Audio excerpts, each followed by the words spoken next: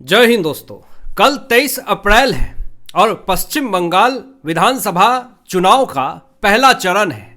लेकिन उससे पहले सुप्रीम कोर्ट ने ममता बनर्जी को लेकर के जो सख्त टिप्पणी दी है, जो कड़ी फटकार लगाई है, उस कड़ी फटकार से कल ममता बनर्जी को जो पश्चिम बंगाल में जो वोट मिलने वाले थे उसमें बड़ी अंतर आ जाएगी। सुप्रीम कोर्ट ने जो आज बड़ी सख्त लतार लगाई है पूरे टीएमसी पार्टी को, ममता बनर्जी को, इससे पश्चिम बंगाल में पूरी वोटर्स ज्यादा मात्रा में ममता बनर्जी के खिलाफ हो चुके हैं। और उससे भी बड़ी खबर यह है जो मैं आपको आगे बताऊंगा कि वोट के बदले नोट बांटने के मामले में एक बड़ी गिरफ्तारी हुई है टीएमसी नेता की, वो भी बताएंगे। लेकिन जो आज बहस हुई, जो बड़ी बड़ी दलीलें दी गई ममता बनर्जी के वकील के तरफ से, सारी दलीलें फीकी पड़ गई। सारे दलीलों को सुप्रीम कोर्ट ने वहीं पे खारिज कर दिया, सुनने से मना कर दिया, सारे दलील को खारिज कर दिया उसी वक्त।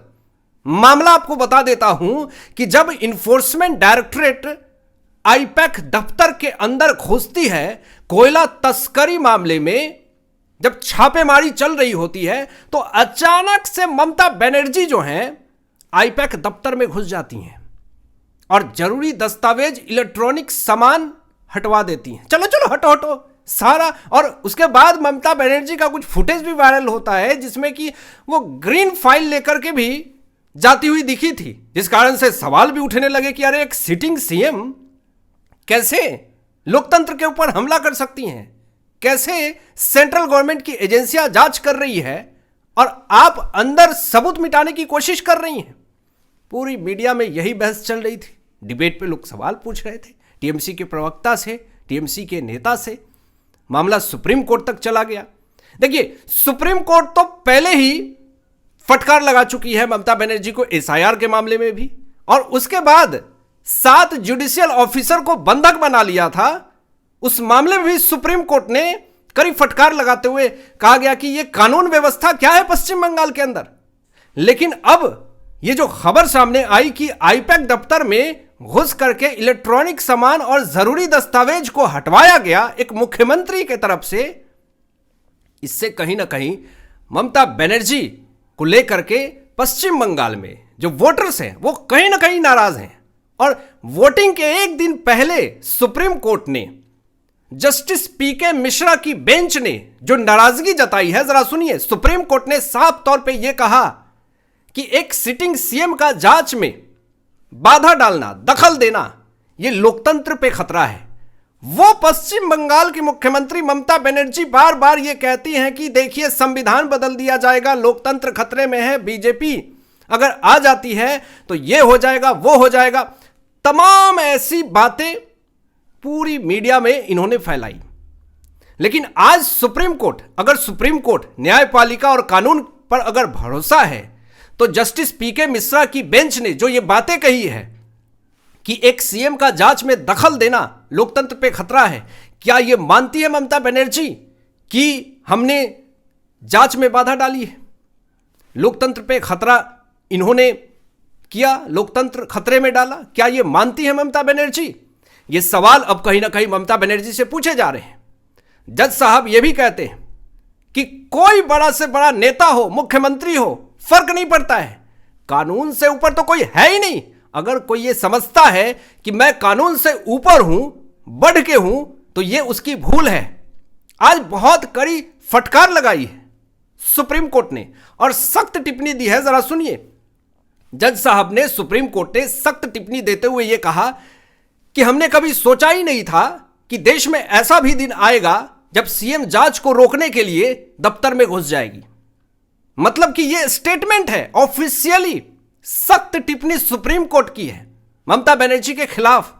अब इससे टीएमसी को एक बड़ा झटका लगा है, कड़ी फटकार लगाई गई है और इसका असर कल यानी 23 अप्रैल को विधानसभा चुनाव पश्चिम बंगाल में पहले चरण में आपको दिख जाएगा। और ममता बनर्जी के वकील जो भी दलीलें दे रहे थे आज सुप्रीम कोर्ट में, उसको खारिज कर दिया तुरंत। ममता बनर्जी के वकील की मांग थी कि आईपैक दफ्तर में सबूत को हटाने के मामले में जो जिरह चल रही थी उस मामले में ये चाह रहे थे ममता बनर्जी के वकील कि इस मामले को बड़ी बेंच के पास भेजा जाए। कोर्ट ने कहा कि ऐसा हम नहीं कर सकते हैं, तुरंत मना कर दिया। अब लोगों की नजर यही है कि आज जिस तरीके से सुप्रीम कोर्ट ने कड़ी फटकार लगाई है, चुनाव के एक दिन पहले, वोटिंग के एक दिन पहले ममता बनर्जी टीएमसी सरकार में पूरी तरीके से बौखलाहट है, सन्नाटा है और टीएमसी को एक बड़ा झटका लगा है। दूसरी चीज, एक और बड़ी खबर सामने आ रही है नंदीग्राम से। वोट के बदले नोट बांटने के मामले में टीएमसी के बड़े नेता को गिरफ्तार किया गया। दोस्तों, यह पूरी तरीके से अब मैसेज है कि किस तरीके से पैसों का इस्तेमाल टीएमसी कर रही है। यानी कि आपने 15 साल से क्या किया, यह सबसे बड़ा सवाल है कि आज भी आपको पैसे बांटने पड़ रहे हैं। बीजेपी के एक भी नेता का वीडियो फुटेज या फिर फोटो या फिर कोई खबर इंटरनेट के ऊपर कहीं भी नहीं है वायरल कि इन्होंने किसी वोटर्स को 1 रुपए भी दिए हो। लेकिन बार बार टीएमसी के नेताओं का ही क्यों यह खबर आ रहा है कि टीएमसी के नेताओं ने उस वोटर्स को पैसे दिए, टीएमसी के नेता ने वोटर्स को धमकाया, टीएमसी के नेता ने बीजेपी वर्कर्स को पीटा। आखिर टीएमसी में ही क्यों इतनी बौखलाहट है, यह सबसे बड़ा सवाल है। और अब जो खबर आ रही है कि वोट के बदले नोट बांटने के मामले में टीएमसी के नेता हबीबुर रहमान को गिरफ्तार किया गया, तो यह बौखलाहट है टीएमसी के अंदर। और बड़ी खबर यह है कि हबीबुर रहमान जिसको गिरफ्तार किया गया है, यह दाऊदपुर और मोहम्मदपुर इलाके में घर घर जाकर के वोटर्स को लिफाफे में बंद कैश जो है वो पैसे बांट रहे थे। अब जो रहमान है, जो टीएमसी का नेता है, वो सिर्फ पैसे नहीं बांटे, वोटर्स को डराया, धमकाया कि अगर तुमने मुझे वोट नहीं दिया तो फिर तुम्हारे साथ क्या होगा ये तुम नहीं सोच सकते। मतलब कि टीएमसी के वोटर्स तो मिल नहीं रहे हैं, ऐसा प्रतीक हो रहा है, जिस कारण से आपको जबरदस्ती पैसे बांटने पड़ रहे हैं और वोट लेने के लिए अपील नहीं, धमकी देनी पड़ रही है। लेकिन डर से आप कितने वोटर्स को अपील कर सकते हैं? भले आपने पैसे दे दिए, लेकिन जब वोट देने जाएंगे वहां तो कोई टीएमसी का नेता नहीं होगा, वो तो कवर होता है, आप किसको वोट दे रहे हैं किसी को नहीं पता चलता है। तो ये जो माहौल बनाने की कोशिश टीएमसी कर रही है वो अपने जाल में खुद फंस रही है। अभी जब हबीबुर रहमान टीएमसी के नेता पैसे बांटे जा रहे थे तो पुलिस को गुप्त जानकारी मिलती है, इलाके की घेराबंदी करके हबीबुर रहमान को रंगे हाथ पकड़ा जाता है। ममता बनर्जी के पूर्व चुनाव एजेंट शेख सुफियान के दामाद हैं हबीबुर रहमान। हबीबुर रहमान ममता बनर्जी के भी काफी ज्यादा करीब हैं। चुनाव जीतने के लिए टीएमसी पैसे का, ताकत का इस्तेमाल कर रही है। अब इससे तो यही प्रतीक होता है कि 15 साल में कोई विकास नहीं किया टीएमसी ने, इसीलिए तो इनको पैसे बांटने पड़ रहे वोटर्स को। अगर इन्होंने काम किया होता तो उसी काम को दिखा करके, बता करके ये कहते कि देखिए हमने ये किया, वो किया, इसी के आधार पे हम वोट आपसे मांगने आए हैं। सुप्रीम कोर्ट ने भी इस पर पूरी तरीके से लताड़ लगाई थी कि वोट के बदले नोट मांगने के मामले में या फिर वोट के बदले नोट बांटने के मामले में सुप्रीम कोर्ट ने सख्त लताड़ लगाई थी बहुत पहले कि अगर ऐसी कृत अगर करी जाती है तो उसको सख्त से सख्त सजा मिलेगी। अब एक बड़ी खबर दोस्तों यह भी आती है कि हेमंत ने एक बड़ा स्टेटमेंट दिया है। पिछले कुछ दिनों से एसआईआर को लेकर के काफी ज्यादा विरोध प्रदर्शन हो रहे थे। और विरोध प्रदर्शन क्यों हो रहे थे मैं आपको बता रहा हूं। एसआईआर होते हैं, करोड़ों लोगों का नाम कटता है, लेकिन करोड़ों लोग सड़कों पे उतरे क्या? हेमंत ने यह कहा कि एसआईआर में जिसका नाम कटा है उनको आपने सड़क पे देखा? कहीं पे भी उन्होंने सड़क पे विरोध प्रदर्शन किया? नहीं किया। सिर्फ ममता बनर्जी विरोध कर रही हैं। ममता बनर्जी सुप्रीम कोर्ट जा रही हैं, दलीलें दे रही हैं, लेकिन जिसका एसआईआर में नाम कटा है वो तो सड़क पे उतर ही नहीं रहा है, वो तो सामने आकर के बोल ही नहीं रहा है। करोड़ों नाम कटे, करोड़ों लोग सड़कों पे उतरे, नहीं उतरे। यहां पे हेमंत ने यह कहा कि एसआईआर का विरोध बांग्लादेश में होना चाहिए, पश्चिम बंगाल में नहीं होना चाहिए। तो इससे ममता सरकार पे एक और बौखलाहट की मंजर जो है वो गिर गई। और इसी बीच में नरेंद्र मोदी जी ने एक बड़ा ऐलान कर दिया कि हर महिला को साल में 36,000 से ज्यादा की आर्थिक मदद मिलेगी।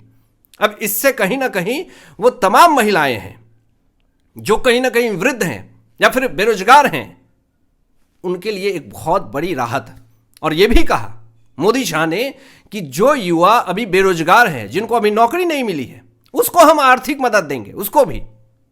अभी गुजरात से ट्रेन भर भर के ही पश्चिम बंगाल में युवा आ रहे हैं और कह रहे हैं कि इस बार लहर है बीजेपी की सरकार पश्चिम बंगाल में बना करके रहेंगे। हमें शौक नहीं है कि दूसरे स्टेट में जाकर के धक्के खाएं, हम पश्चिम बंगाल में रहेंगे, यहां पे रोजगार कमाएंगे, अपने परिवार के साथ रहेंगे। पश्चिम बंगाल की जनता जो आम नागरिक है, जो अदर स्टेट में जाकर के धक्के खा रहे, वो कहीं ना कहीं अपील कर रहे हैं कि सबको सामने आकर के वोट देना चाहिए बीजेपी को। अब आपकी क्या राय है इन तमाम विषयों पे अपनी विचार व्यक्त कीजिएगा। मिलते हैं लेटेस्ट ब्रेकिंग एनालिसिस के बाद, तब तक अपना ध्यान रखें, ख्याल रखें। सत्यमेव जयते। जय हिंद।